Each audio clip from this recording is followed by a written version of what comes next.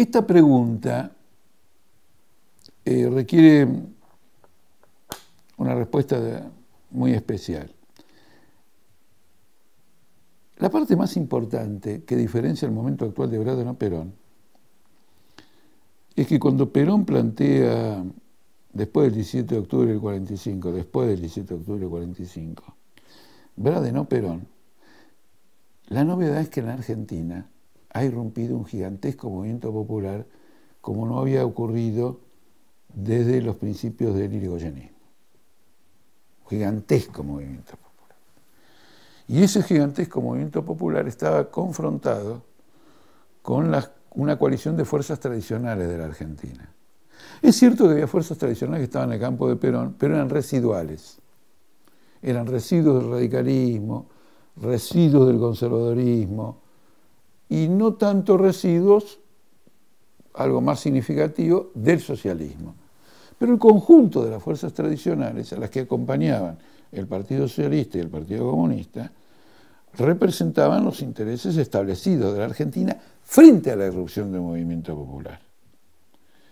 No era simplemente que Perón tenía una opinión y Bradeno otra, si pagar o no pagar a los fondos buitre, por ejemplo. No era un choque de opiniones, era una confrontación de fuerzas sociales en presencia. Se habían hecho presentes el 17 de octubre. Perón había determinado una serie de medidas sociales como el aguinaldo, como las vacaciones pagas, como grandes aumentos salariales que fueron saboteados por la Unión Industrial, saboteados por la sociedad rural. Era una confrontación, hasta cierto punto, era una confrontación de clase, enmascarada por el hecho de que los representantes de las dos clases sociales enfrentadas tenían a su frente hombres de la misma clase social, relativamente hablando. Entonces era una confrontación de ese tipo. Hoy no está esa confrontación. Hoy, por ejemplo, lo que tenemos son luchas obreras contra el gobierno. Y el gobierno diciendo que las luchas obreras son culpa del Partido Obrero. No tenemos ese choque. Esto es lo sustancial.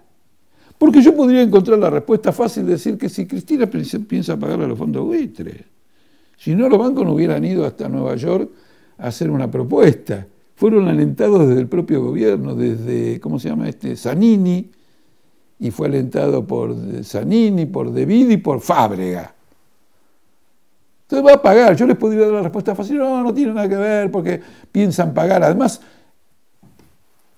Bradeno es griesa. Bueno, fueron a Griesa, después apelaron a Griesa, después fueron a la Corte Suprema de Griesa y ahora tiene que cumplir con el fallo de Griesa. ¿Está claro o no? Ellos siguieron todo un camino. Para aliviar ese camino le pagaron a Repsol, y le pagaron al Club de París, y le pagaron a este, y le pagaron al otro. Esa es la respuesta fácil. Esta es una política entreguista. Y Perón pretendía encarnar una política nacional. Pero la respuesta de fondo es que detrás de la fórmula Bradeno-Perón había un conflicto social muy importante a raíz de la irrupción de un movimiento popular, que el peronismo luego va a tratar de contener, regimentar y domesticar. Y si el peronismo no lo hubiera domesticado, el golpe del 55 hubiera fracasado. Porque el golpe del 55, con un movimiento obrero no domesticado, hubiera sido barrido.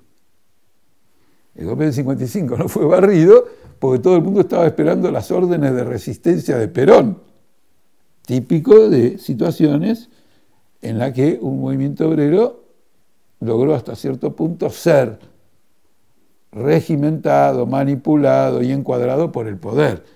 Y eso le quita iniciativa, espontaneidad, acción. Entonces yo creo que la diferencia más importante entre una época y la otra es que acá hay una confrontación, en una confrontación donde el peronismo, el nacimiento, que en aquella época ni siquiera era peronismo, porque se presentaba como alianza entre el Partido Laborista y la UCR Renovadora, y luego se pasó a llamar el Partido Único de la Revolución Nacional, y se llama peronismo cuando definitivamente tiene regimentado el movimiento obrero, y la CGT saca una famosa resolución en el año 49, por el cual ninguna huelga puede ser aceptada o declarada si no recibe primero el visto bueno de Perón. Es impresionante, a eso se llegó, ¿no es cierto? En oposición a nuestro planteamiento, todo el Frente de Izquierda, el Partido Obrero, de la independencia y la democracia de los sindicatos respecto al Estado.